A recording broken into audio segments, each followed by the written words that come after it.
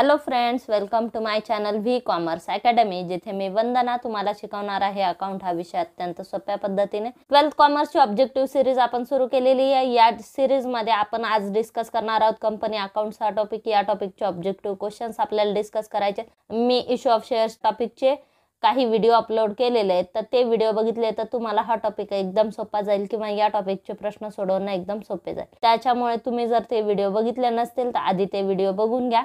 आणि हो, तुम्ही जर माझ्या चॅनलला नवीन असाल तर आधी चॅनलला सबस्क्राइब करा। चला तर मग या टॉपिकचे क्वेश्चन सुरू करू। फर्स्ट क्वेश्चन आहे objective question. Select the appropriate answer from the alternative given below and rewrite the sentence. First दिलं, the balance of share forfeiture account is transferred to dash account after reissue of this share. फॉरफिचरच्या एंट्रीमध्ये ज्यावेळेस forfeited shares रिइश्यू केले जातात। Forfeiture म्हणजे काय? Shares जप्त करणे। जर समजा ए या व्यक्तीने त्याचे भागांचे पैसे भरले नाही कंपनीकडे, कंपनीने जे कॉल्स डिमांड केले होते तर ते भरले नाही, तर कंपनी काय करते? हे शेअर्स जप्त करते। ठीक आहे। आणि हे शेअर्स जप्त केल्यामुळे जी अमाऊंट जप्त केलेली ए ने भरलेली जेवढी रक्कम आहे तेवढी रक्कम कोण जप्त करतं? कंपनी जप्त करते। आणि ज्या वेळेस ते शेअर रिइश्यू केले जातात तेव्हा हे फॉरफिचरचं जप्त केलेली अमाऊंट असते। म्हणजेच थोडक्यात हा काय असतो? कंपनीचा प्रॉफिट असतो किंवा कॅपिटल गेन असतो। म्हणजे या भागधारकाला शेअर्स तर दिले नाही, पण त्यांनी जमा केलेले पैसे कंपनीने जप्त केले। ठीक आहे। म्हणजे हा एक प्रकारचा कंपनीचा गेन असतो। हा कोणता गेन असतो? कॅपिटल गेन असतो। त्यामुळे तो ट्रान्सफर होतो कॅपिटल रिझर्व्ह अकाउंटला। कॅपिटल रिझर्व्हला आपण काय ट्रान्सफर करत असतो? बिझनेसमध्ये जे जे आपल्याला कॅपिटल गेन होतील तर ते सगळे कॅपिटल रिझर्व्हला ट्रान्सफर होतात। आणि शेअर फॉरफिचर अकाउंट म्हणजे फॉरफिचरची जी जप्त केलेली रक्कम आहे ती सुद्धा एक प्रकारचा कॅपिटल गेन असतं। आणि त्यामुळे ते कुठे ट्रान्सफर होते? कॅपिटल रिझर्व्ह अकाउंटला। ऑप्शन काय दिलाय? Reserve capital, capital reserve, profit and loss account and share capital account. Then ही अमाऊंट कुठे ट्रान्सफर होते? Capital reserve. ठीक आहे। इथंच कन्फ्युजन क्रिएट केलं बघा। कॅपिटल रिझर्व्ह आणि रिझर्व्ह कॅपिटल दोन्हीमध्ये डिफरन्स आहे। रिझर्व्ह कॅपिटल म्हणजे काय? मी टाइप्स ऑफ शेअर्सचा एक व्हिडिओ अपलोड केलेला आहे, त्याच्यामध्ये रिझर्व्ह कॅपिटल ही देखील कन्सेप्ट आपण क्लिअर केलेली, तर तुम्ही तिथे बघू शकता। रिझर्व्ह कॅपिटल म्हणजे कंपनीने राखीव ठेवलेलं भाग भांडवल। ठीक आहे, त्याला रिझर्व्ह कॅपिटल म्हणतात। आणि कॅपिटल रिझर्व्ह म्हणजे काय? जो कॅपिटल गेन झालेला आहे बिझनेसला तो आपण ट्रान्सफर केलेला कॅपिटल रिझर्व्हला। ठीक आहे, म्हणजे हा एक प्रकारचा कॅपिटल गेन असतो। त्यानंतर next, premium received on issue of shares is shown on. Premium received on share. ठीक आहे, आपण इश्यू ऑफ शेअर्सचे टाइप्स बघितले। Issue at par, issue at premium and issue at discount. 10 रुपयाचा शेअर आपण विकला 12 रुपयाला, याला म्हणायचं इश्यू ॲट प्रीमियम। ठीक आहे, मग 2 रुपये कंपनीचा गेन झालेला आहे, फायदा झालेला आहे। फायदा झालेला आहे 2 रुपये फायदा झाला म्हणजे हे क्रेडिट साईडला आहे ना, क्रेडिट होणार। कारण एंट्री काय होणार याची? Bank account debit to share capital account to share premium account. Premium काय होतं इथे? क्रेडिट होणार। ज्यावेळेस आपल्याला प्रीमियम मिळत आहे त्यावेळेस तो क्रेडिट होत असतो।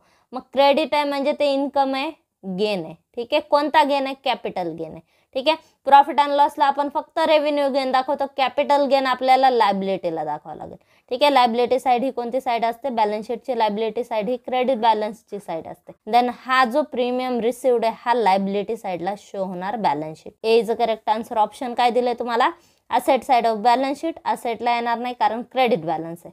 ठीक आहे, profit and loss credit side, credit साईडला येईल, पण प्रॉफिट अँड लॉसला आपण रेव्हेन्यू गेन दाखवतो। ठीक आहे, रेव्हेन्यू इन्कम दाखवतो। ठीक आहे, कॅपिटल इन्कम तिथं दाखवत नाही। प्रीमियम रिसिव्ड हा जो फायदा आहे हा कॅपिटल गेन आहे। ठीक आहे, कॅपिटल प्रॉफिट आहे हा आपला, आणि त्याच्यामुळे तो कुठे येईल? लायबिलिटी साईडला येईल, balance sheet. A is a correct answer. Premium received on issue of shares is shown on liability side of balance sheet. Next, share holder get dash on shares. शेअर्सवर शेअर होल्डरला काय मिळतं? ऑप्शन दिलं, interest, rent, commission, dividend. आधी share holder म्हणजे काय बघा। Share holder म्हणजे काय की ज्या लोकांनी कंपनीच्या भागभांडवलामध्ये पैसे गुंतवले त्यांना शेअर होल्डर म्हणतात। म्हणजेच ज्यांनी कंपनीचे भाग खरेदी केले किंवा कंपनीच्या भागभांडवलात ज्यांनी पैसे गुंतवले त्यांना शेअर होल्डर म्हटले जातं। मग शेअर होल्डर म्हणजेच कंपनीचे कोण असतात? मालक असतात, सभासद असतात। कंपनीचं भांडवल त्यांनी उभं केलं, त्याच्यामुळे कंपनीच्या प्रॉफिट मधला हिस्सा त्यांना मिळायला पाहिजे, आणि प्रॉफिट मधून हिस्सा देणे म्हणजेच डिव्हिडंड देणे। ठीक आहे, मग शेअर होल्डरला काय दिलं जातं? डिव्हिडंड दिला जातो। डिव्हिडंड म्हणजे लाभांश।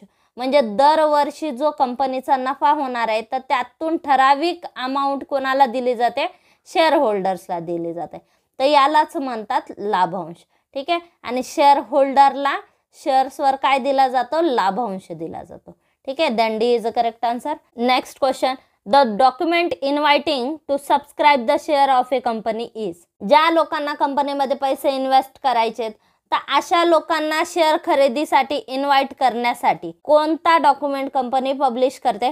Document inviting to subscribe the shares, भागांची खरेदी करण्यासाठी, लोकांनी भागांची खरेदी करावी यासाठी जो डॉक्युमेंट प्रसिद्ध केला जातो त्याला काय म्हणतात. ऑप्शन दिले prospectus, memorandum of association, article of association आणि शेअर सर्टिफिकेट. प्रॉस्पेक्टस म्हणजे माहितीपत्रक, मेमोरेंडम ऑफ असोसिएशन म्हणजेच काय, घटनापत्रक, शेअर सर्टिफिकेट म्हणजेच काय, ज्या भागधारकांनी कंपनीचे भाग खरेदी केले तर त्यांना शेअर होल्डर म्हणून सर्टिफाईड करण्यासाठी जो कागद दिला जातो याला शेअर सर्टिफिकेट म्हणतात. मग हे झाले कंपनीचे महत्त्वाचे दस्तऐवज. याच्यामध्ये प्रॉस्पेक्टस कधी इश्यू केलं जातं, ज्यावेळेस कंपनी भागांची विक्री करते आणि भाग खरेदीसाठी लोकांना आवाहन केलं जातं. ते कशा थ्रू केलं जातं, प्रॉस्पेक्टस थ्रू केलं जातं, माहितीपत्रक याला म्हणतात. आणि याच्याद्वारे लोकांना भाग खरेदीसाठी इन्व्हाइट केलं जातं. आणि ज्या लोकांना कंपनीचे भाग खरेदी करायचे तर ते काय करतात, प्रॉस्पेक्टस मधून कंपनीची माहिती मिळवत असतात आणि त्याच्याद्वारे त्याच्या मागे असलेला फॉर्म लिहून ते देतात किंवा कंपनीकडे जमा करतात. तो फॉर्म आणि त्याच्यासोबत असलेली ॲप्लिकेशन मनी तर हे पाठवून भागांची खरेदी करू शकतात किंवा शेअर सबस्क्राईब करू शकतात. ठीक आहे. मग इथे काय सांगितलं, the document inviting to subscribe the shares of a company is, ज्यावेळेस कंपनीला भागाची विक्री करायची कंपनी प्रॉस्पेक्टस इश्यू करते. Then A is a correct answer. त्यानंतर as per SEBI guideline minimum amount payable on share application should be dash of nominal value of shares. As per SEBI's guideline, सेबीच्या गाईडलाईननुसार minimum value of share application money nominal व्हॅल्यूच्या किती टक्के असली पाहिजे, minimum value minimum 5% application मनी असली पाहिजे. समजा 100 रुपयाचा भाग आहे तर त्या ठिकाणी मिनिमम 5 रुपीज ॲप्लिकेशन मनी असली पाहिजे. त्यानंतर next, when shares are forfeited the share capital account is. फॉरफिचरच्या एंट्रीमध्ये शेअर कॅपिटल अकाउंट काय होणार विचारलं. ठीक आहे. तर फॉरफिचरची एंट्री, इश्यू ऑफ शेअर्समध्ये फॉरफिचरच्या एंट्री अत्यंत महत्त्वाच्या आहेत.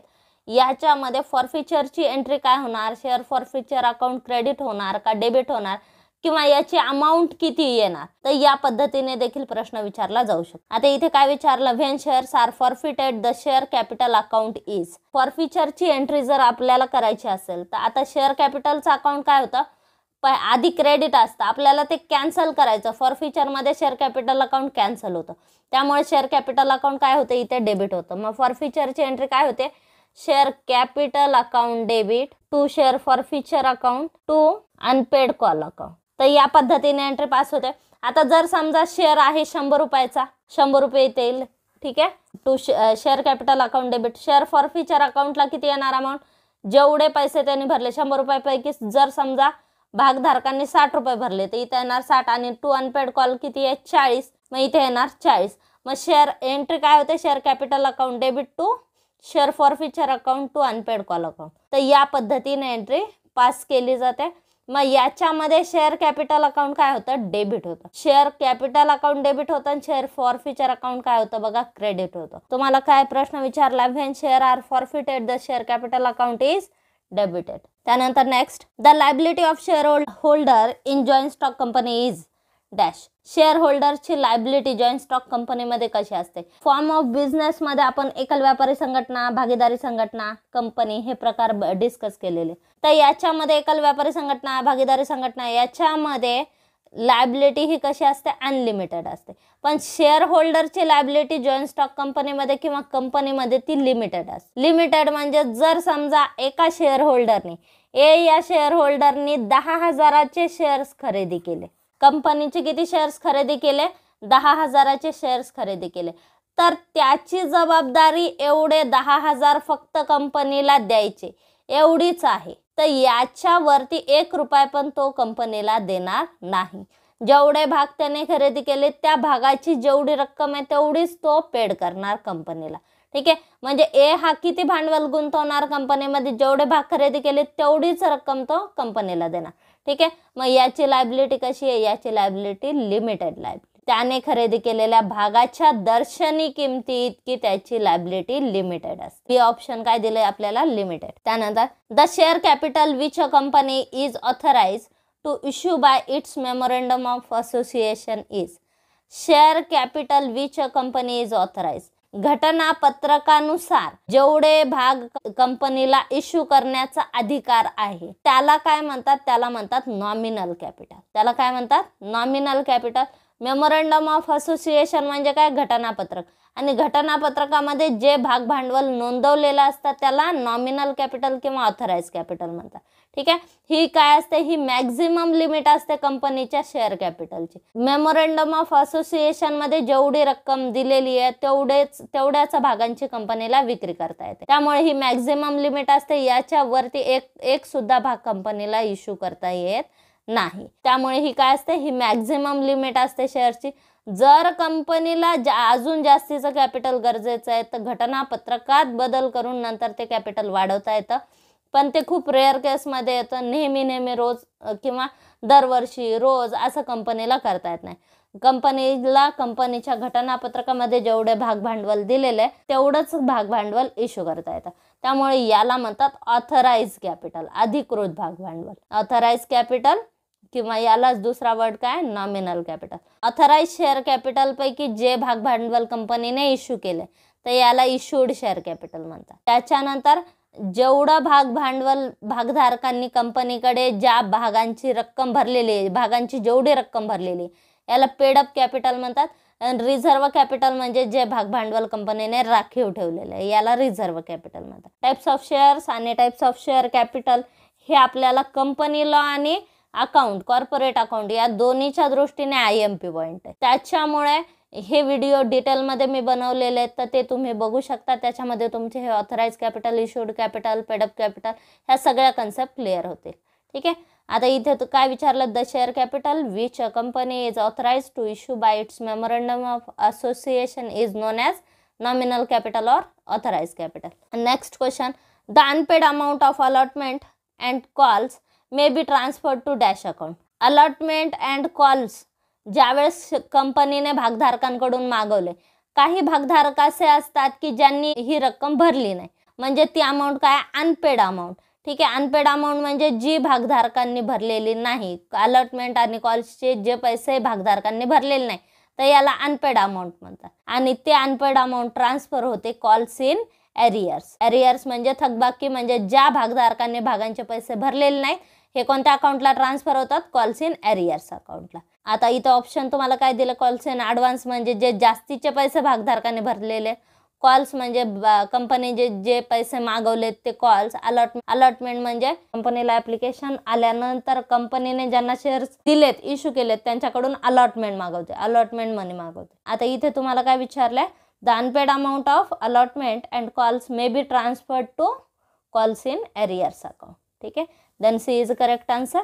Next, there must be provision in dash for forfeiture of shares. म्हणजे शेअर्स जर समजा कंपनीला शेअर्सचं फॉरफिचर करायचं असेल तर कंपनीकडे ती प्रोव्हिजन असली पाहिजे. कशामध्ये, मेमोरंडम ऑफ असोसिएशन याच्यामध्ये कंपनीला काय अधिकार आहेत, मग याच्यामध्ये मूलतः कंपनीचे अधिकार आणि कंपनी स्थापनेचा उद्देश किंवा कंपनीचे भाग भांडवल किती आहे तर ह्या संबंधित ही माहिती असते.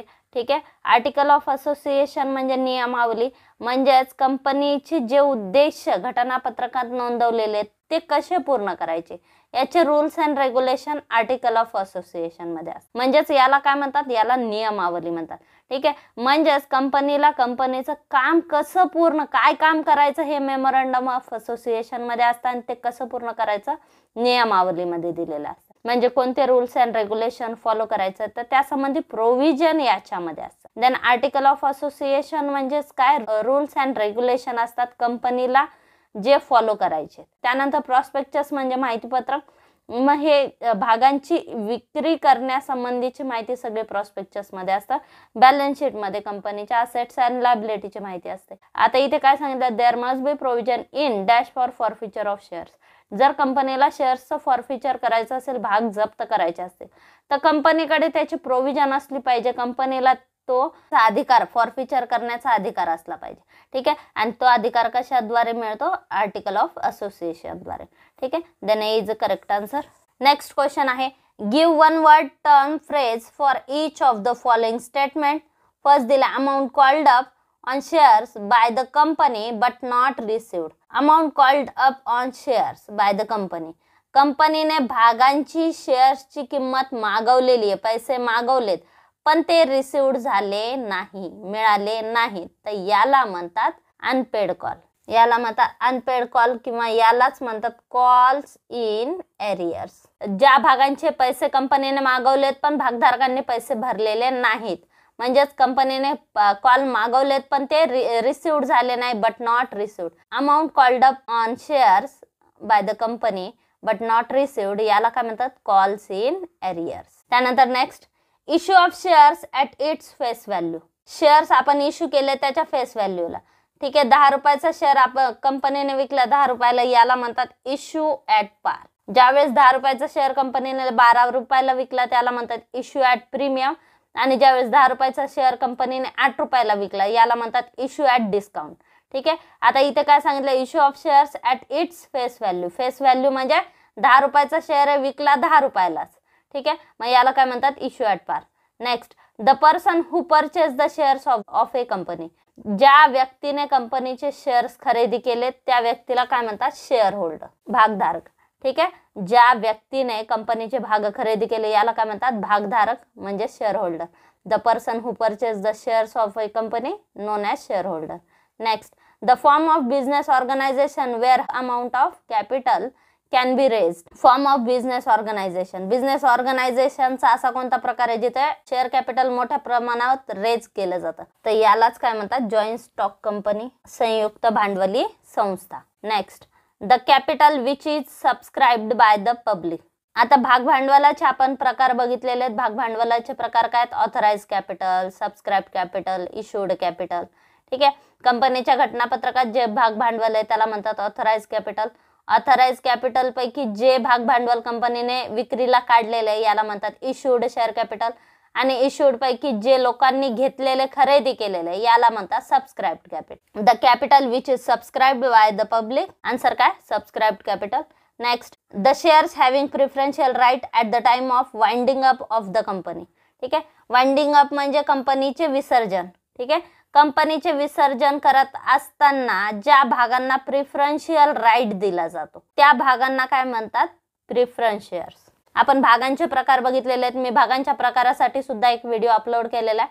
ठीक आहे. तर त्याच्यात आपण बघितलं ज्या भागांना प्रिफरन्शियल राईट असतो कशाच्या बाबतीत? वाइंडिंग अपच्या वेळेस भाग भांडवल परत मिळवण्यासाठी आणि कंपनी ज्यावेळेस चालू आहे त्यावेळेस डिव्हिडंड मिळवण्यासाठी ज्या भागांना प्रिफरन्शियल राईट दिला जातो तर या भागांना काय म्हणतात? प्रिफरन्स शेअर्स म्हणतात. प्रिफरन्स शेअर होल्डरला 2 प्रिफरन्शियल राईट असतात. एक तर डिव्हिडंड मिळवणे, लाभांश मिळवणे, कंपनीच्या नफ्यातून इक्विटी शेअर्सच्या आधी लाभांश मिळवणे आणि कंपनीच्या विसर्जनाच्या वेळी भाग भांडवलाची रक्कम इक्विटी शेअर होल्डर्सच्या आधी परत मिळवणे. तर हे प्रिफरन्शियल राईट त्यांना असतात. प्रिफरन्स शेअर होल्डरला 2 महत्त्वाचे अधिकार असतात. एक म्हणजे भाग भांडवलाची रक्कम परत मिळवणे आणि डिव्हिडंड मिळवणे. या दोन्हीच्या बाबतीत त्यांना प्रिफरन्स दिला जातो, प्रायोरिटी दिली जाते. म्हणजेच त्यांना रक्कम इक्विटी शेअर होल्डर्सच्या आधी दिली जाते. मग याला काय म्हणतात? प्रिफरन्स शेअर्स म्हणतात. The shares having preferential right at the time of winding up of the company is known as preference shares. Next, the shares on which dividend is not fix. ज्या भागांवर डिव्हिडंड फिक्स नसतो. ठीक आहे. Preference share होल्डरला dividend fix रेटने मिळत असतो आणि इक्विटी शेअर होल्डरला डिव्हिडंड हा फिक्स नसतो. इक्विटी शेअर होल्डर हे कंपनीचे मालक म्हणून गृहीत धरले जातात. यांना मतदानाचा अधिकार असतो पण त्यांना डिव्हिडंड हा फिक्स रेटने दिला जात नाही. त्यांना वेगवेगळ्या दराने लाभांश मिळतो. दरवर्षी होणाऱ्या नफ्यावर त्यांचा डिव्हिडंड डिपेंड असतो. ठीक आहे. नफा जास्त झाला तर डिव्हिडंड जास्त मिळतो, नफा कमी झाला तर डिव्हिडंड कमी मिळतो. ठीक आहे. लॉस झाला तर डिव्हिडंड मिळत नाही.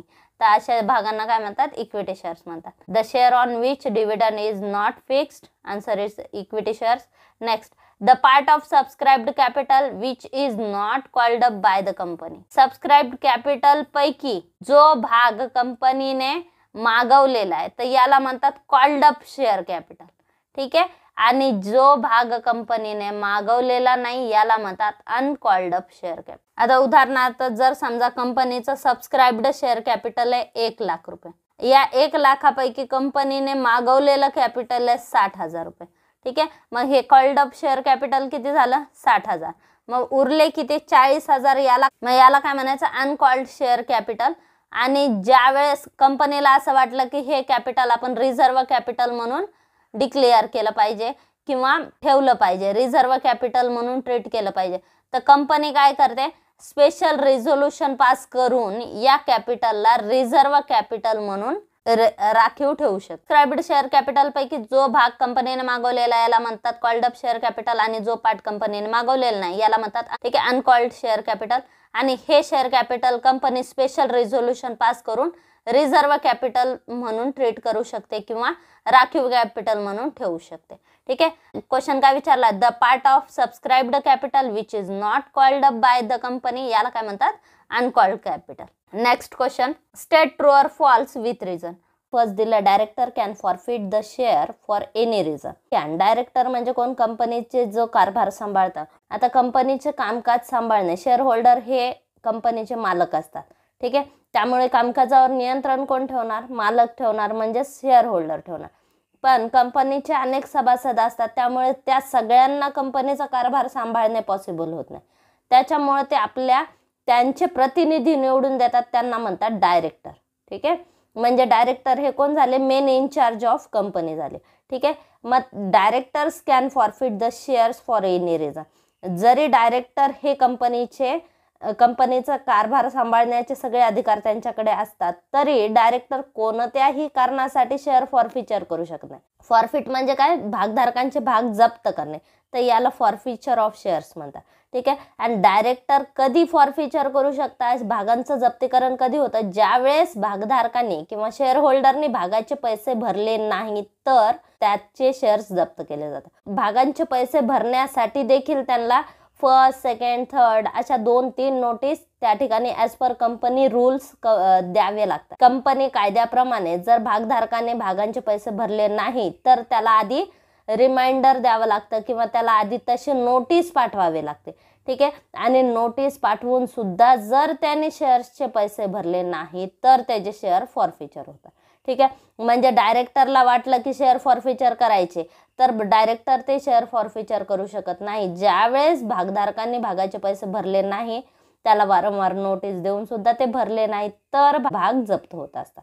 तुम्हाला काय सेंटेन्स दिलं? Director can forfeit the shares for any reason. हे स्टेटमेंट रॉंग आहे.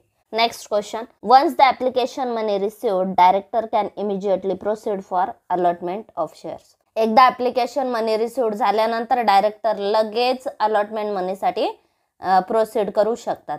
हे स्टेटमेंट रॉंग आहे. कारण ऍप्लिकेशन मनी रिसिव्ड झाल्यानंतर ऍप्लिकेशन आल्यानंतर कंपनी आधी बघते किती ऍप्लिकेशन आले, ओव्हर सबस्क्रिप्शन आले, अंडर सबस्क्रिप्शन आले, ते सगळं बघते.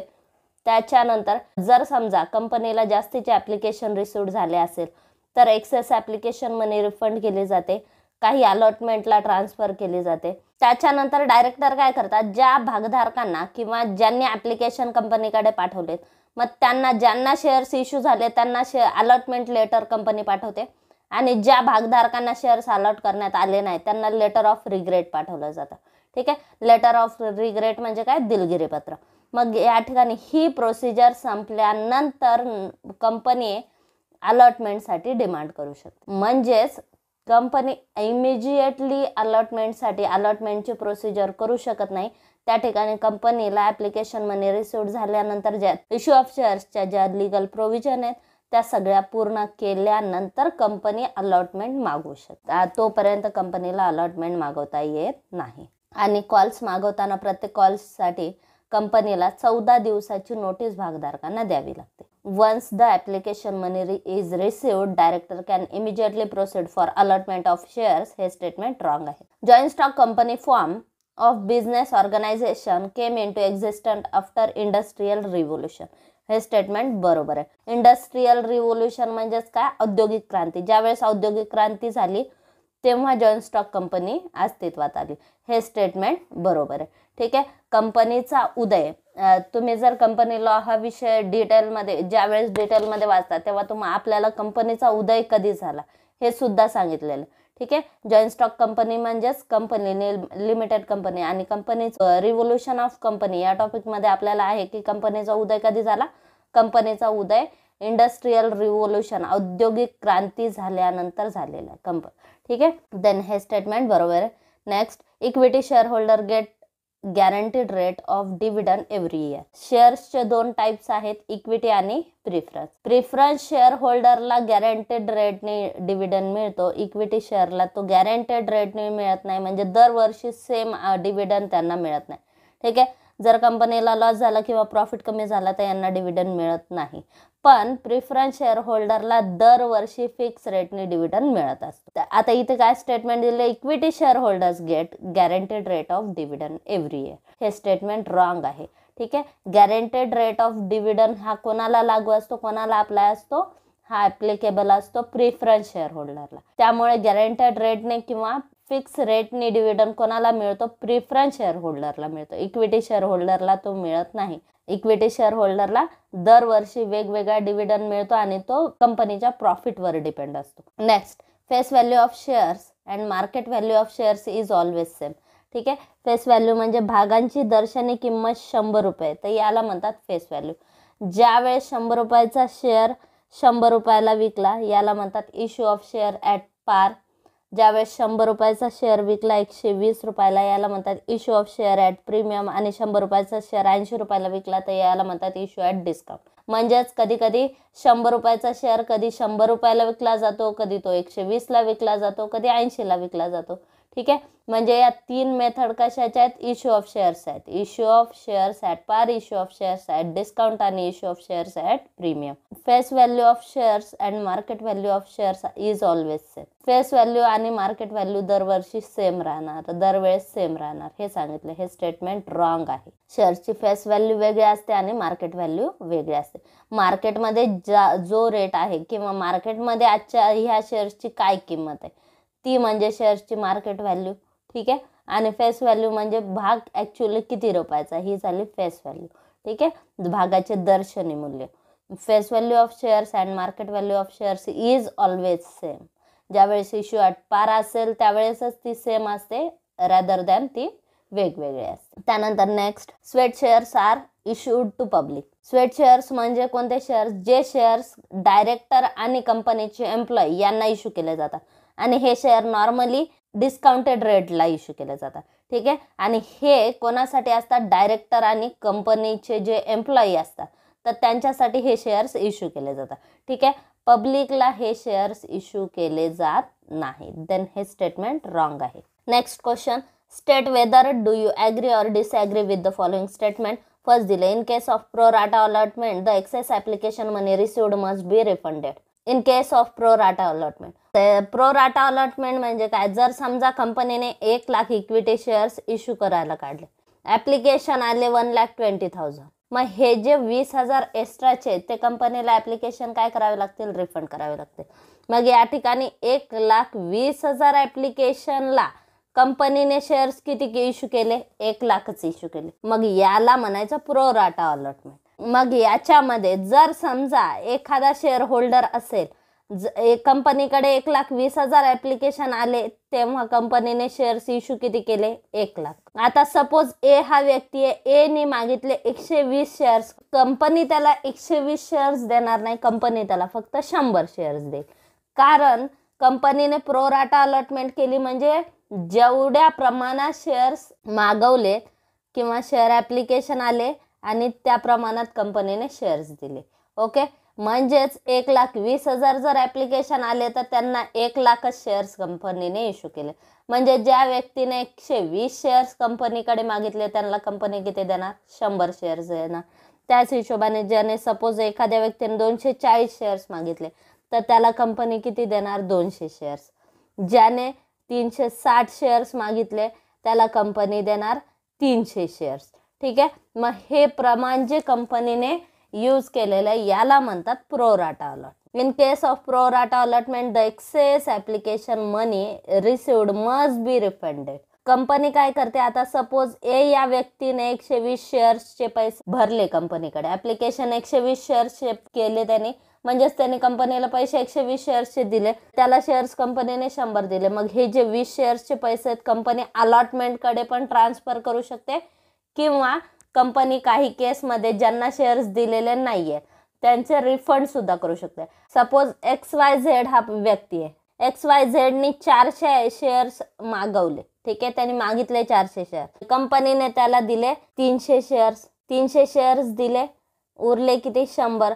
या 100 पैकी कंपनीने काय केले, 60 शेअर्सची ऍप्लिकेशनकडे मनी ट्रान्सफर केली आणि 40 शेअर्सचे रिफंड केले. मग या ठिकाणी कंपनी दोन्ही करू शकते, ऍप्लिकेशन मनी रिटेन करू शकते किंवा रिफंड करू शकते. रिटर्न करणे म्हणजे ती अलॉटमेंटकडे ट्रान्सफर करू शकते, किंवा रिफंडेड म्हणजे परत करू शकते. मग प्रोराटा अलॉटमेंटमध्ये ऍप्लिकेशन मनी काही केसमध्ये रिफंड सुद्धा केली जाते आणि काही केसमध्ये रिटर्न सुद्धा केली जाते. आता इथे बघा आपल्याला काय सांगितलं, in case of pro rata allotment the excess application money received must be refunded. हे स्टेटमेंट रॉंग आहे. ऍप्लिकेशन मनी रिटर्न सुद्धा होऊ शकते. Next, calls in advance account shown on asset side of the balance sheet. Calls in advance म्हणजे ज्या भागधारकांनी किंवा ज्या share होल्डरनी भागांचे पैसे ॲडव्हान्समध्ये भरलेले, तर हे कुठं दाखवले जातं, असेट साईडला दाखवलं जातं, हे सांगितलं. हे स्टेटमेंट रॉंग आहे. आता कॉल्स इन ॲडव्हान्स म्हणजे ए हा व्यक्ती आहे, समजा ए हा शेअर होल्डर आहे, त्याने कंपनीला 5,000 रुपये ॲडव्हान्समध्ये पाठवून दिले शेअर्सचे पुढच्या कॉलचे, ठीक आहे. मग आता हे 5,000 शेअर होल्डरच्या मालकीचे, कंपनीच्या मालकीचे ते नाही आहेत, म्हणजेच कंपनीचे ॲसेट नाही, ठीक आहे. मालकीचे कोणाचे, शेअर होल्डरच्या मालकीचे पैसे कोणाकडे आहेत, कंपनीकडे, ठीक आहे. कंपनीला त्याने ॲडव्हान्समध्ये दिले, म्हणजेच कंपनीची ती लायबिलिटी आहे, असेट नाही. त्यामुळे ते कुठे येणार, असेट साईडला येणार नाही, ते लायबिलिटी साईडला येणार. त्यामुळे हे स्टेटमेंट काय रॉंग आहे, याला डिसॲग्री करा. त्यानंतर the authorise capital is also known as nominal capital. Authorise capital किंवा नॉमिनल कॅपिटल म्हणजे काय, जे कॅपिटल कंपनीच्या मेमोरेंडम ऑफ असोसिएशन मध्ये नोंदवलेले, ठीक आहे, किंवा कंपनीच्या घटनापत्रकात नोंदवलेले, तर याला काय म्हणतात, ऑथराइज शेअर कॅपिटल, किंवा याला नॉमिनल शेअर कॅपिटल देखील म्हणतात. देन हे स्टेटमेंट बरोबर आहे, याला ॲग्री करा. कंपनीच्या घटनापत्रकात जे कंपनीचं भाग भांडवल नोंदवलेलं असतं याला ऑथराइज शेअर कॅपिटल म्हणतात, आणि ही कंपनीच्या भाग भांडवलाची मॅक्झिमम लिमिट असते. याच्यावरती कंपनीला भाग भांडवल इश्यू करता येत नाही. कंपनीच्या घटनापत्रकात नोंदवलेलं असतं म्हणजेच कंपनीला हे भाग भांडवल इश्यू करण्याचा अधिकार असतो, संपूर्ण अधिकार असतो, म्हणूनच याला ऑथराइज शेअर कॅपिटल म्हणतात. आता इथे काय सांगितलं, the authorise share capital is also known as nominal capital. Then हे स्टेटमेंट बरोबर आहे. त्यानंतर paid up capital can be more than called up capital. कंपनीच्या घटनापत्रकात जे शेअर कॅपिटल नोंदवलेलं आहे याला म्हणतात ऑथराइज शेअर कॅपिटल. ऑथराइज पैकी जो पार्ट इश्यू केलेला आहे याला इश्यूड शेअर कॅपिटल म्हणतात. इश्यूड पैकी जो पब्लिकने सबस्क्राईब केलेला आहे याला म्हणतात सबस्क्राईब्ड शेअर कॅपिटल. सबस्क्राईब पैकी जे शेअर कॅपिटल मागवलेलं आहे याला म्हणतात कॉल्ड अप शेअर कॅपिटल. आणि कॉल्ड अप पैकी जे लोकांनी पैसे भरलेले आहेत याला म्हणतात पेड अप शेअर कॅपिटल. आता हे शेअर कॅपिटलचे महत्त्वाचे प्रकार बघा. ऑथराइज शेअर कॅपिटल म्हणजे जे घटनापत्रकात नोंदवलेले आहेत. ऑथराइज पैकी जो पार्ट इश्यू केलेला आहे म्हणजे विक्रीला काढलेले आहेत याला म्हणतात इश्यूड शेअर कॅपिटल. विक्रीला काढले नाहीत ते अनइश्यूड शेअर कॅपिटल, ठीक आहे. इश्यूड पैकी जो भाग भागधारकांनी खरेदी केला किंवा पब्लिकने सबस्क्राईब केले, जे भाग कंपनीने पब्लिकने खरेदी केले याला म्हणतात सबस्क्राईब्ड शेअर कॅपिटल. जे सबस्क्राईब नाही केले ते अनसबस्क्राईब्ड शेअर कॅपिटल. सबस्क्राईब पैकी जो भाग कंपनीने मागवलेला याला म्हणतात कॉल्ड अप शेअर कॅपिटल. आणि जे मागवलेला नाही आहे याला म्हणतात अनकॉल शेअर कॅपिटल, ठीक आहे. आणि अनकॉल शेअर कॅपिटलच नंतर रिझर्व्ह कॅपिटल म्हणून कंपनीला स्पेशल रेझोल्युशन पास करता येतं आणि ते रिझर्व्ह कॅपिटल म्हणून देखील दाखवता येतं. आणि कॉल्ड अप शेअर कॅपिटल पैकी जे पैसे पब्लिकने भरलेले आहेत, जेवढे पैसे भरलेले आहेत म्हणजे कॉल्ड अप मधून तुम्ही जर कॉल्स इन एरियर्स मायनस कराल तर पेड अप शेअर कॅपिटल येतं, ठीक आहे. तर हे झाले types of share capital.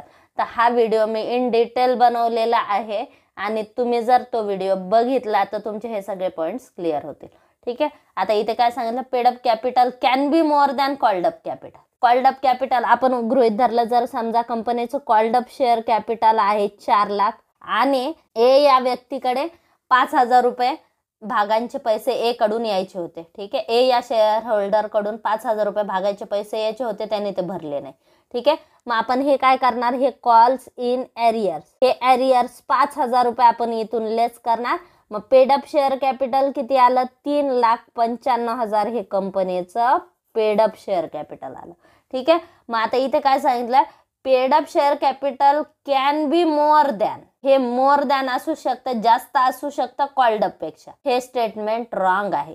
Called up share capital जास्त असू शकतं पेड अप पेक्षा, पण पेड अप कधीच जास्त असत नाही कॉल्ड अप पेक्षा. देन हे स्टेटमेंट रॉंग आहे. पेड अप शेअर कॅपिटल हे नेहमी कमी असतं कॉल्ड अप शेअर कॅपिटल पैकी. जे एरियर्स आहेत ते एरियर्स मायनस करून जे कॅपिटल येतं याला पेड अप शेअर कॅपिटल म्हणतात. देन हे स्टेटमेंट रॉंग आहे. Joint stock company can raise amount of capital, हे स्टेटमेंट रॉंग आहे.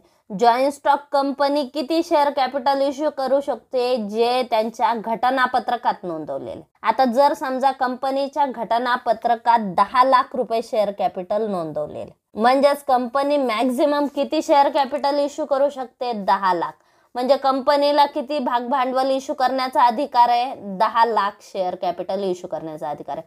म्हणजेच याला आपण काय म्हणतो, ऑथराइज शेअर कॅपिटल. म्हणजे कंपनीला किती भाग भांडवल इश्यू करण्याचा अधिकार आहे, 10 लाख शेअर कॅपिटल इश्यू करण्याचा अधिकार आहे. म्हणजेच याला आपण काय म्हणतो, ऑथराइज शेअर कॅपिटल.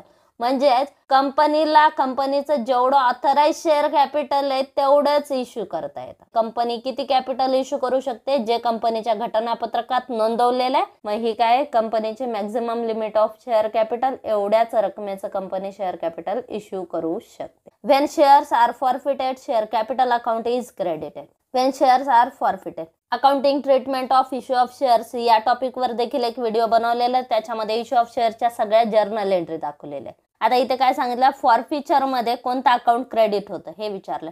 मग आधी फॉरफिचरची एंट्री काय ते बघू आपण.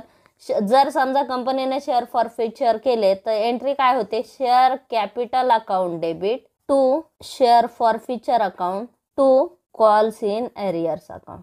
फॉरफिचरची एंट्री काय होते, शेअर कॅपिटल अकाउंट, शेअर्सची जी फेस व्हॅल्यू असते ती डेबिट केली जाते. आता उदाहरणार्थ आपण गृहीत धरला, ए हा शेअर होल्डर आहे, ए कडे 100 शेअर्स आहेत. ठीक आहे, 10 रुपयाप्रमाणे. मग शेअर कॅपिटल अकाउंट किती येईल, 100 गुणिले 10 करा, 1,000 रुपये शेअर कॅपिटल अकाउंट डेबिट होईल. Share capital account debit to A ने 100 शेअर्सचे 6 रुपये भरलेले, मग ते 6 रुपये कंपनीने जप्त केले. का, कारण त्याने 4 रुपये दिले नाही म्हणून. मग शेअर फॉरफिचर अकाउंटला किती येईल, 6 गुणिले 100 करा, मग किती येतं, 600 रुपये शेअर फॉरफिचरचे अमाऊंट येईल. ठीक आहे, आणि न भरलेले कॉल्स किती आहेत, त्याने न भरलेले पैसे म्हणजे एरियर्स किती आहेत, 400 रुपये. ठीक आहे, 600 प्लस 400, 1,000 रुपये शेअर कॅपिटल अकाउंट डेबिट होईल. एंट्री काय झाली, share capital account debit to share forfeiture account to calls in arrears account. तर आता न्यूमरिकल क्वेश्चन्सच्या दृष्टीने ही एंट्री देखील महत्वाची आणि ही अमाऊंट देखील महत्वाची. आता इथे काय विचारले, when share are forfeited share capital account is credited. फॉरफिचरच्या एंट्रीमध्ये शेअर कॅपिटल अकाउंट डेबिट होतं आणि कोणत्या अमाऊंटने डेबिट होतं, जी शेअर्सची फेस व्हॅल्यू आहे त्याच्याने ते डेबिट होतं. इथं काय सांगितलंय, when shares are forfeited share capital account is credited. हे स्टेटमेंट रॉंग आहे. शेअर कॅपिटल अकाउंट काय होतं, इथे डेबिट होतं. Next, director can reissue forfeited shares. Forfeited shares आत्ताच आपण फॉरफिचर घेतले. ठीक आहे, 100 शेअर्स फॉरफिचर केले. मग ते शेअर्स कंपनी परत रिइश्यू करू शकते किंवा पुन्हा नव्याने त्याची विक्री करू शकते. जर आर्टिकल ऑफ असोसिएशन मध्ये किंवा कंपनीच्या नियमावलीमध्ये तशी प्रोव्हिजन असेल तर कंपनीला फॉरफिटेड केलेले शेअर्स पुन्हा रिइश्यू करता येतात, पुन्हा ते विकता येतात. देन हे स्टेटमेंट बरोबर आहे. When the issued price of shares 12 and the face value is ₹10, the shares is said to be issued at premium. जेव्हा शेअर्स इश्यू किती रुपयाला केला, 12 रुपयाला केला, फेस व्हॅल्यू किती आहे, 10 रुपये. ठीक आहे, 10 रुपयाचा शेअर 12 रुपयाला विकला, याला म्हणतात इश्यू ॲट प्रीमियम. हे स्टेटमेंट बरोबर आहे. 10 रुपयाचा शेअर जेव्हा 10 रुपयाला विकला याला म्हणतात इश्यू ॲट पार. 10 रुपयाचा शेअर 12 रुपयाला विकला याला म्हणतात इश्यू ॲट प्रीमियम आणि 10 रुपयाचा शेअर 8 रुपयाला विकला याला म्हणतात इश्यू ॲट डिस्काउंट. आता इथे काय विचारलंय, 10 रुपयाचा शेअर आपण विकलाय 12ला, म्हणजेच याला इश्यू ॲट प्रीमियम म्हणणार. हे बरोबर, हे स्टेटमेंट बरोबर आहे, याला ॲग्री करा. Next, public limited company can issue its shares without issuing its prospectus. ठीक आहे, पब्लिक लिमिटेड कंपनीजला त्यांचे शेअर्स विकायचे असतील तर काय करावं लागतं, आधी प्रॉस्पेक्चस इश्यू करावं लागतं आणि त्या प्रॉस्पेक्चस थ्रू जनतेला शेअर खरेदीसाठी आवाहन करावं लागतं आणि त्याच्यानंतर शेअर्स इश्यू करता येतात. देन हे स्टेटमेंट रॉंग आहे, याला डिसॲग्री करा. त्यानंतर next, share can be issued for consideration other than cash. Shares issue करण्याच्या दोन मुख्य मेथड आहेत, issue of shares for cash and issue of shares other than cash. कंपनीने एखादी फिक्स असेट खरेदी केली 1 लाखाची, कंपनीचे शेअर्स आहेत 10 रुपयाप्रमाणे. कंपनीने काय केले, त्या असेटसाठी 10,000 शेअर्स दिले 10 रुपयाप्रमाणे, म्हणजेच 1 लाख रुपयाचे शेअर्स कंपनीने दिले. कोणाला? वेंडरला. वेंडर म्हणजे कोण? ज्या व्यक्तीकडून कंपनीने असेट खरेदी केली त्याला काय म्हणतात? वेंडर. मग कंपनीला वेंडरला 1 लाख रुपये द्यायचे होते, 1 लाखाचे असेट कंपनीने खरेदी केली. मग ते 1 लाख रुपये कॅशमध्ये देण्याऐवजी कंपनीने स्वतःचे शेअर्स दिले. ठीक आहे, शेअर्स इश्यू केले. मग याला काय म्हणतात? Issue of shares other than cash म्हणतात. ठीक आहे, जर समजा 1 लाखाचे शेअर्स विकले आणि 1 लाख रुपये घेतले, याला म्हणतात इश्यू फॉर कॅश. आणि 1 लाखाचे शेअर्स दिले आणि असेट घेतली. ठीक आहे, वेंडरकडून असेट खरेदी केली, तर याला काय म्हणतात? Other than cash. Issue of shares other than cash. ठीक आहे, इथे काय सांगितलं? Shares can be issued for consideration other than cash. हे स्टेटमेंट बरोबर आहे. Next, complete the following sentences. Sentences complete करायला सांगितले. When the face value of shares 100 and issued price 120, then it is said that the shares are issued at premium. आता या ठिकाणी issue at par, issue at premium आणि issue at discount हे point आपण in detail discuss केले. 100 रुपयाचा share 100 रुपयाला विकला, इश्यू ॲट पार. ठीक आहे, 100 रुपयाचा शेअर 120ला विकला, याला म्हणतात इश्यू ॲट प्रीमियम. आणि 100 रुपयाचा शेअर 80 रुपयाला विकला, याला म्हणतात इश्यू ॲट डिस्काउंट. आता इथे काय सांगितलं? 100 रुपयाचा शेअर 120 रुपयाला विकला, याला काय म्हणतात? Issue at premium. Next, dash capital is the capital which a company is authorized to issue by its memorandum of association. Memorandum of association म्हणजे घटनापत्रक, आणि कंपनीच्या घटनापत्रकात जे कॅपिटल नोंदवलेलं आहे याला म्हणतात ऑथराइज शेअर कॅपिटल. ठीक आहे, ऑथराइज्ड म्हणजे अधिकार असलेले, अधिकृत भाग भांडवल.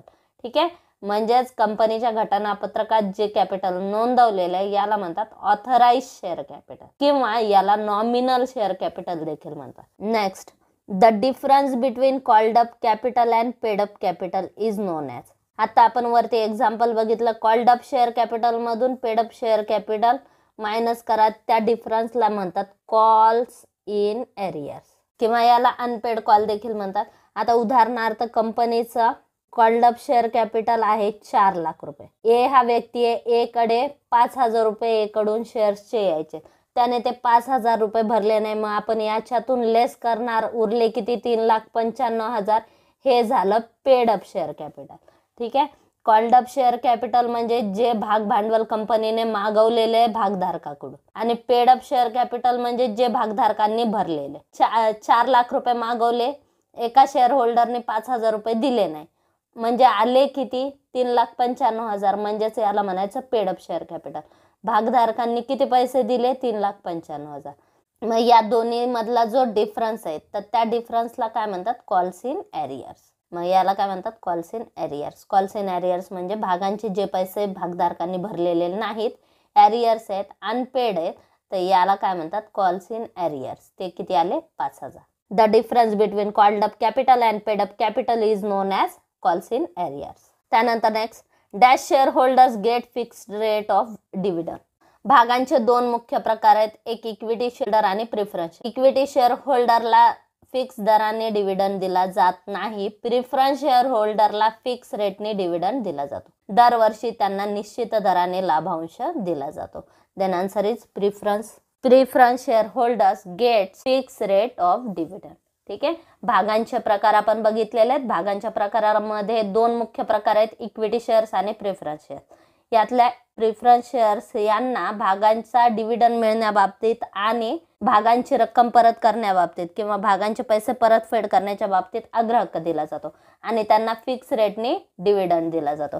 आणि इक्विटी शेअर होल्डरला काय असतो? इक्विटी शेअर होल्डरला वोटिंग राईट असतो. Okay, preference share holders get fix rate dividend. Next, dash shares are real owners of the company. मी आत्ताच सांगितलं प्रिफरन्स शेअर होल्डरला कोणते अधिकार असतात? प्रिफरन्स शेअर होल्डरला डिव्हिडंड मिळण्याच्या बाबतीत, भाग भांडवल परत मिळण्याच्या बाबतीत, रिपेमेंट ऑफ कॅपिटलच्या बाबतीत त्यांना काय असतो? अग्रहक्क असतो. पण इक्विटी शेअर होल्डर हे कंपनीचे मालक समजले जातात.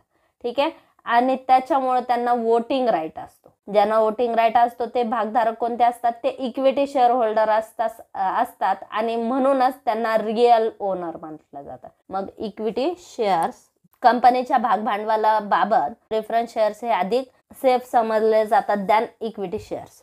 ठीक आहे, आणि इक्विटी शेअर होल्डरला अनिश्चित दराने लाभांश दिला जातो पण त्यांना वोटिंग राईट दिला जातो. त्यामुळे ते कंपनीच्या कामकाजामध्ये भाग घेऊ शकतात आणि त्याच्यामुळे त्यांना काय म्हटलं जातं? ओनर ऑफ द कंपनी म्हटलं जातं. इक्विटी शेअर होल्डर हे कंपनीचे मालक असतात. Then equity share holders are real owner of the company. Next, dash form of business organisation in which capital is raise through the issue of shares. Business organisation, form of business organisation आपण discuss केलेले आहेत.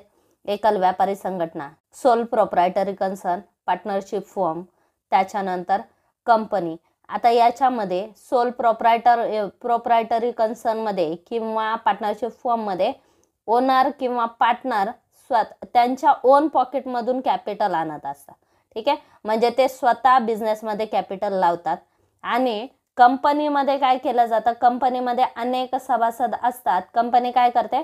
Shares issue करते आणि त्या shares issue करून भाग भांडवल उभारत असते. ते काय विचारले? Form of business organisation in which capital is raise through the issue of shares. Issue of शेअर्सच्या माध्यमाने जेव्हा कॅपिटल उभारलं जातं याला काय म्हणतात? कंपनी. कंपनी म्हणजे जॉईंट स्टॉक कंपनी, संयुक्त भांडवली संस्था. Joint stock company, form of business organisation in which capital raise through the issue of shares. Next, dash capital is a part of issued capital which is subscribed by the public. Issued capital पैकी जो part पब्लिकने subscribe केला याला म्हणतात subscribed share capital. Issued share capital पैकी जे पब्लिकने subscribe केले shares तर ते कॅपिटल म्हणजे सबस्क्राइब्ड शेअर कॅपिटल. त्यानंतर नेक्स्ट, आत्ताच आपण वरती डिस्कस केले कंपनीच्या घटनापत्रकात नोंदवलेले कॅपिटल म्हणजे ऑथराइज शेअर कॅपिटल. ऑथराइज पैकी जे कॅपिटल इश्यू केलं त्याला इश्यूड शेअर कॅपिटल पण म्हणतात.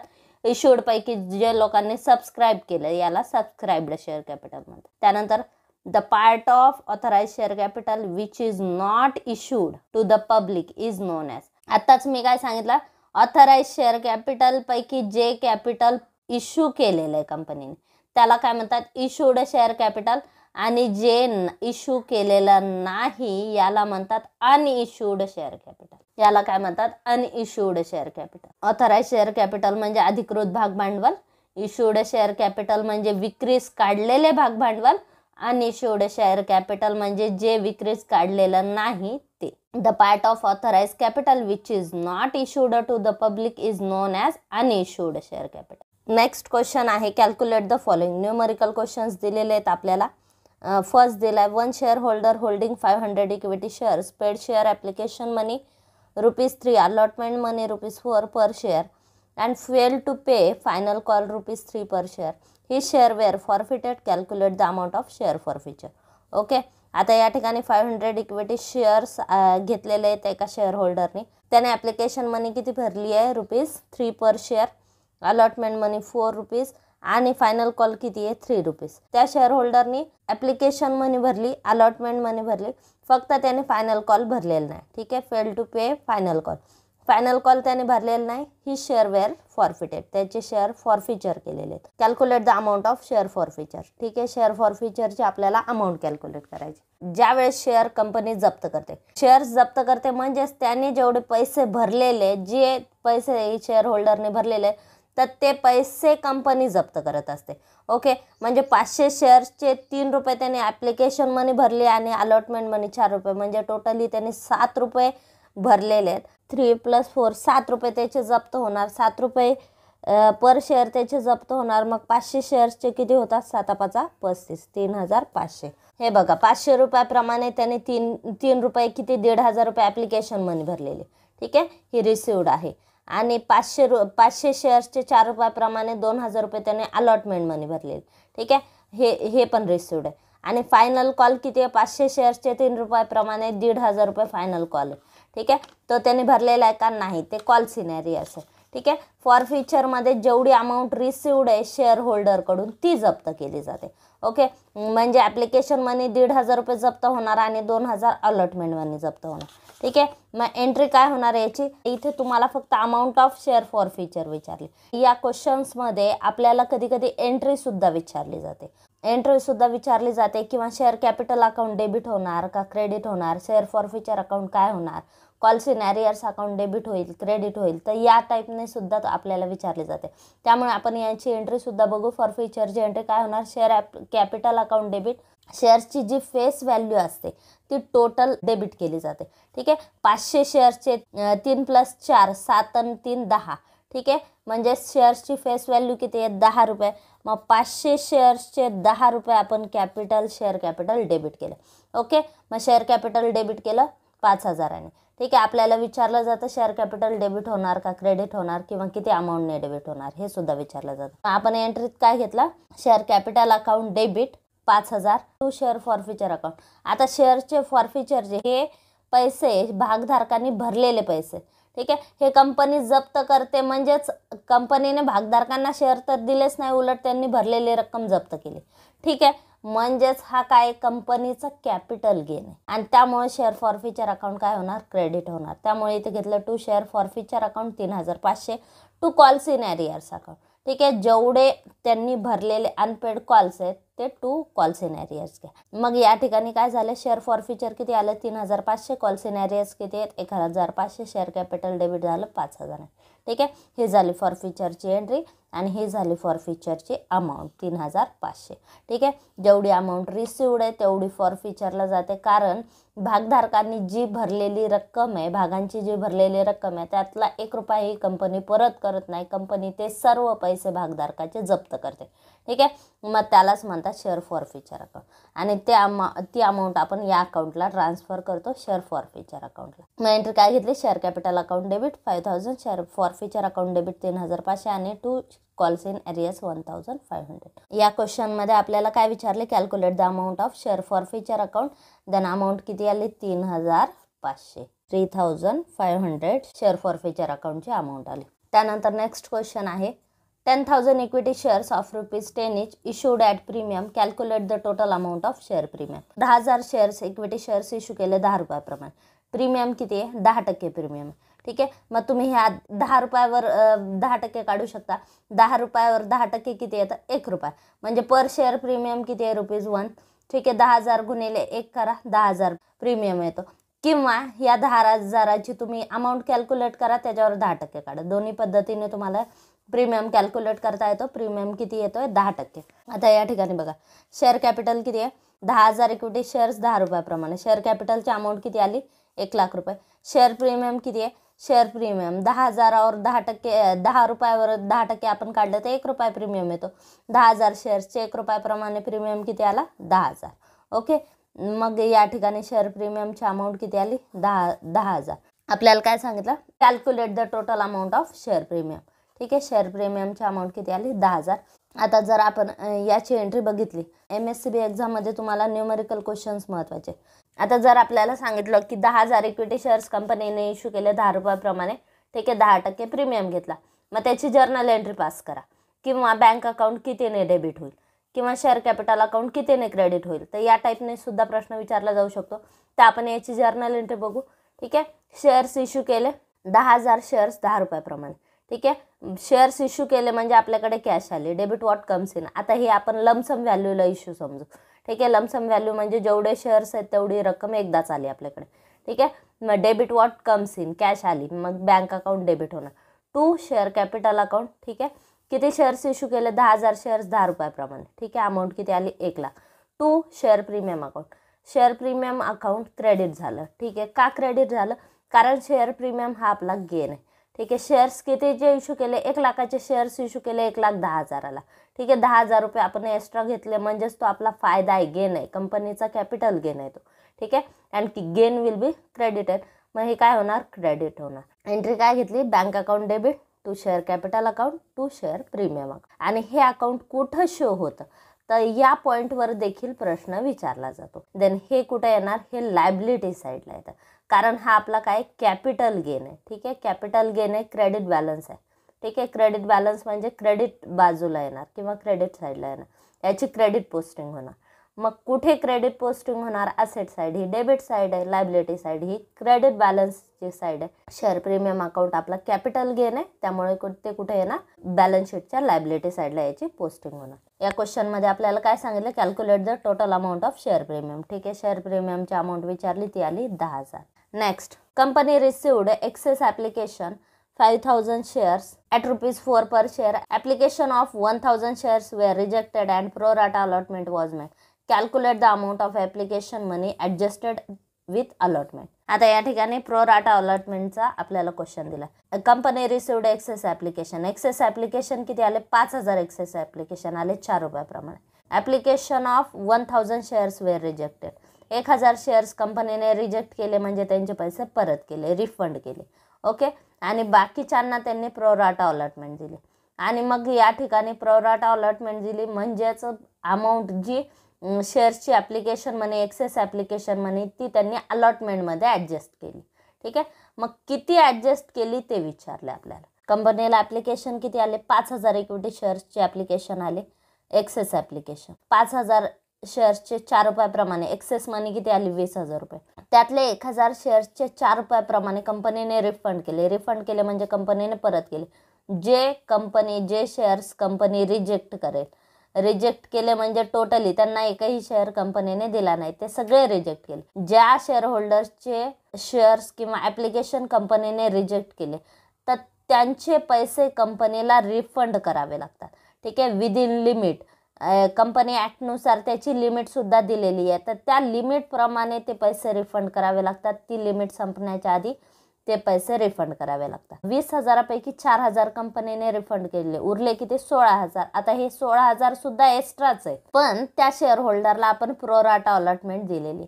प्रो राटा अलॉटमेंट दिली आहे म्हणजे त्यांना काही ना काही शेअर्स कंपनीने दिलेले. ठीक आहे. ह्यांचे सगळे रिजेक्ट केले म्हणजे यांचा 1 रुपया कंपनीला ठेवता येणार नाही, कारण त्यांना शेअर्सच दिले नाहीत, त्यामुळे पुढे त्यांचे पैसे ॲडजस्ट होणार नाही. आता ह्या शेअर होल्डरला कंपनीने प्रो राटा अलॉटमेंट दिली आहे म्हणजे त्यांना कमी शेअर्स दिलेत पण दिलेत, मग त्यांचे हे जे भरलेले पैसे आहेत हे कंपनी अलॉटमेंटकडे ॲडजस्ट करू शकते. ठीक आहे. मग हे काय केलं, ट्रान्सफर टू शेअर अलॉटमेंट. मग ही जी शेअर ॲप्लिकेशन मनी आहे ही कंपनी ट्रान्सफर करेल अलॉटमेंटला. आता इथे काय सांगितलं, calculate the amount of application money adjusted with allotment. ठीक आहे. अलॉटमेंट मनी किती ॲडजस्ट केली, मग 16,000 रुपये अलॉटमेंटकडे शेअर ॲप्लिकेशनच्या कंपनीने ॲडजस्ट केले. ठीक आहे. मग आता हे ॲडजस्टमेंटमध्ये एंट्री काय होती बघा, शेअर ॲप्लिकेशन अकाउंट डेबिट. ठीक आहे. शेअर ॲप्लिकेशन अकाउंट डेबिट किती एक्सेस आले, 20,000. मग ते ॲडजस्ट आपण काय केलं, त्यातले 4,000 रिफंड केले. त्यामुळे to bank credit what goes out. काही पैसे चाललेत कंपनीतून, गेले पैसे, त्यामुळे टू बँक अकाउंट येईल. 4,000 रुपये आपण रिफंड केले. टू उरलेले जे 16,000 आहेत ते आपण अलॉटमेंटला ट्रान्सफर केले. एक्सेस शेअर ॲप्लिकेशन मनी आपण ट्रान्सफर केली शेअर अलॉटमेंटला 16,000 आणि रिफंड केली 4,000. इथे काय विचारलं, calculate the amount of application money adjusted with allotment. Then answer is 16,000. त्यानंतर next, 8,000 equity shares of ₹10 each issued and fully subscribed and called up at 20% premium. Calculate the amount of equity share capital. कंपनीने 80,000 equity shares issue केले 10 रुपयाप्रमाणे. ठीक आहे. Fully subscribe, issued and fully subscribe म्हणजे जेवढे कंपनीने विक्रीला काढले शेअर सगळे विकले गेले. ठीक आहे. आणि याच्यामध्ये 20% प्रीमियम इन्क्लूड आहे. ठीक आहे. Calculate the amount of equity share capital. Equity share कॅपिटलची अमाऊंट कॅल्क्युलेट आपल्याला करायला सांगितलेली. तर आता ह्याची जर्नल एंट्री काय होते बघू आपण. आता शेअर्स इश्यू केले म्हणजे कॅश आली. ठीक आहे. डेबिट वॉट कम्स इन, पैसे आले. मग आपण काय केलं, बँक अकाउंट डेबिट. ठीक आहे. टू काय विकले, शेअर्स, त्यामुळे टू शेअर कॅपिटल अकाउंट येईल. टू 20% प्रीमियम आपण घेतला. प्रीमियम घेतला म्हणजे 10 रुपयाचा शेअर आपण 20% जास्त रकमेला म्हणजेच 12 रुपयाला विकला. ठीक आहे. 2 रुपये आपण प्रीमियम घेतलेला. मग आता प्रीमियम 2 रुपये घेतला म्हणजेच आपला गेन झाला, फायदा झाला. कोणता गेन आहे? कॅपिटल गेन आहे. Then share premium account will be credited. ठीक आहे. मग एंट्री काय झाली? Bank account debit to share capital account to share premium account. ठीक आहे. शेअर कॅपिटलला नेहमी फेस व्हॅल्यू घेतात बघा. 10 रुपयाचा शेअर आहे, शेअरची जी दर्शनी मूल्य आहे ते शेअर कॅपिटलला दाखवलं जातं. मग 80,000 गुणिले 10 करा, किती येतं शेअर कॅपिटल? 8 लाख येतं. आणि टू शेअर प्रीमियम अकाउंट किती येतं? 1,60,000. 10 रुपयाबरोबर आपण 20% प्रीमियम घेतला म्हणजे 2 रुपये पर शेअर प्रीमियम आला. ठीक आहे. 80,000 शेअर्सचा 2 रुपयाप्रमाणे प्रीमियम किती येतो? 1,60,000. टोटल बँक अकाउंटला किती आले? 9,60,000. या क्वेश्चन्सला आपल्याला फक्त इक्विटी शेअर कॅपिटलची अमाऊंट विचारली. कधी कधी तुम्हाला शेअर प्रीमियमची अमाऊंट विचारतात, कधी कधी ही अमाऊंट विचारली जाते की अमाऊंट रिसिव्ड किती येतं किंवा बँक अकाउंट कितीने डेबिट होईल, या पद्धतीने देखील प्रश्न विचारतात. त्यामुळे आपण सगळी एंट्री बघितली. एंट्री काय घेतली? Bank account debit 9,60,000, to share capital account 8 lakh and to share premium account 1,60,000. ठीक आहे. देन इथं काय विचारलं? Calculate the amount of equity share capital. Amount किती आहे? 8 lakh. Next question. Director issued 20,000 equity shares of ₹100 each at par. These were fully subscribed and called up. All money received except one shareholder holding 100 equity shares failed to pay final call ₹20 per share. Calculate the amount of paid up share capital. ठीक आहे.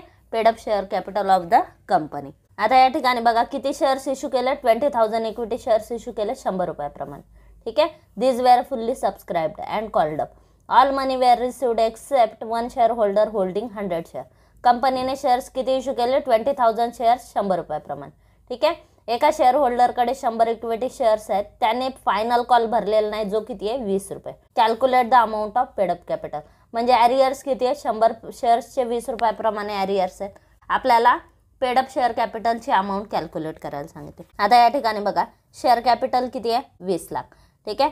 Calls in ॲरियर्स किती आहे? Calls in ॲरियर्स आहेत 100 शेअर्सचे 20 रुपयाप्रमाणे भरलेले नाहीत म्हणजे 2,000 ॲरियर्स आहेत. ठीक आहे. 20 लाखातून 2 लाख ॲरियर्स मायनस करा म्हणजे पेड अप शेअर कॅपिटल किती आलं? 19,98,000. हे बघा कॉल्ड अप शेअर कॅपिटल किती आहे कंपनीचं? 20 लाख. त्यातून ॲरियर्स लेस केले 2,000. पेड अप शेअर कॅपिटल किती आहे? 19,98,000. Next question. Company send regret letter 100 shares and allotment letter 25,000 share holders. Application money was 20 per share. Calculate the amount of application money which company refunding. आता या ठिकाणी कंपनीने काय केलंय? कंपनीने 100 शेअर्सला रिग्रेट लेटर पाठवलं. ठीक आहे. आणि 25,000 शेअर होल्डर्सला allotment letter. Company regret letter कोणाला पाठवते? ज्यांचे शेअर्स कंपनीने रिजेक्ट केले किंवा ॲप्लिकेशन रिजेक्ट केले त्यांना रिग्रेट लेटर पाठवते आणि त्यांची ॲप्लिकेशन मनी रिफंड करते. अलॉटमेंट मनी लेटर कोणाला पाठवते? ज्यांना शेअर्स अलॉट केले. ठीक आहे. आता इथे काय सांगितलं? Calculate the amount of application money which company refunding. कंपनीने कोणते रिफंड केले? ज्यांना कंपनीने रिग्रेट लेटर पाठवले त्यांनाच कंपनी काय करते? त्यांचेच पैसे कंपनी रिफंड करते. ठीक आहे. म्हणजे 100 शेअर्सला रिग्रेट लेटर पाठवले म्हणजेच त्यांचे 20 रुपयाप्रमाणे कंपनीने रिफंड केले म्हणजे कंपनीने रिफंड किती केले? 2,000 रुपये. तर हे झाले 12th कॉमर्समधील इश्यू ऑफ शेअर्स या टॉपिकचे काही ऑब्जेक्टिव्ह क्वेश्चन्स. हा व्हिडिओ तुम्हाला कसा वाटला हे कमेंट बॉक्समध्ये नक्की कळवा. आणि चॅनलला जो सबस्क्राईब केलं नसेल तर चॅनलला सबस्क्राईब करा, व्हिडिओला लाईक करा, शेअर करा आणि सबस्क्राईब करा. थँक्यू.